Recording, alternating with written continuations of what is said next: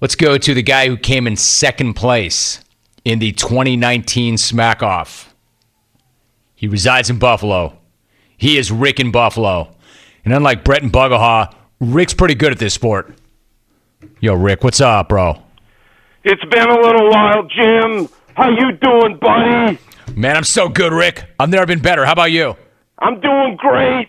Let me start with one final congratulations on your induction into the Radio Hall of Fame. The place is finally legit again. And thanks to John in New York for scoping every minute of it. Although following Hawk into the bathroom and Elvie into the bedroom might have been a little over the top.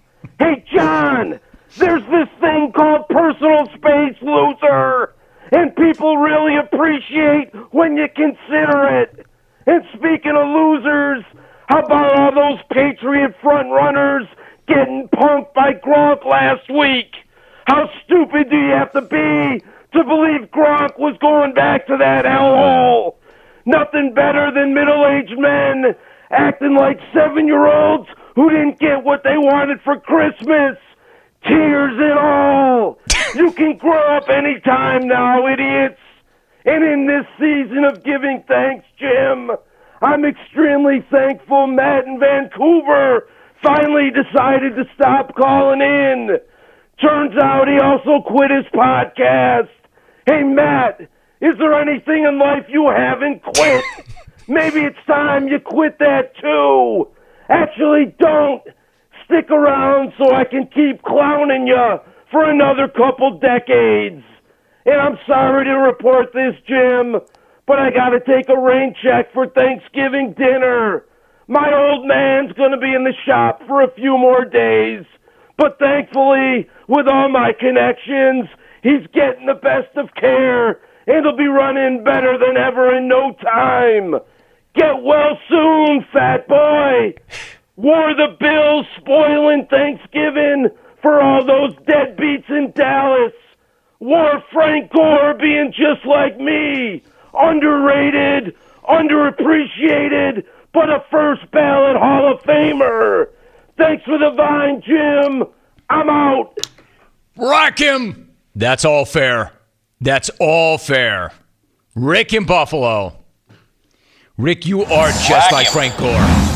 Underappreciated, underrated, and a lock for the Hall of Fame. Let me tell you something, losers. I don't want to sound like Rick. Let me tell you something, losers. All of you coming for Frank Gore, I'm going to do everything in my power to get Frank on this show, to give him the respect that he has earned and that he deserves, and I'm looking to get it done on this short week. I'm looking to have a conversation with Frank before I shut it down for the rest of the week. I love him.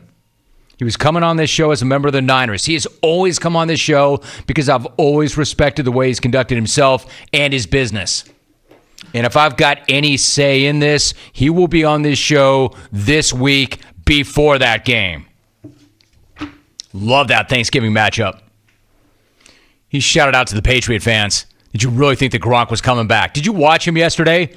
Have you seen the way he looks? Have you seen the way he's acting? Does that look like a guy who misses playing the game?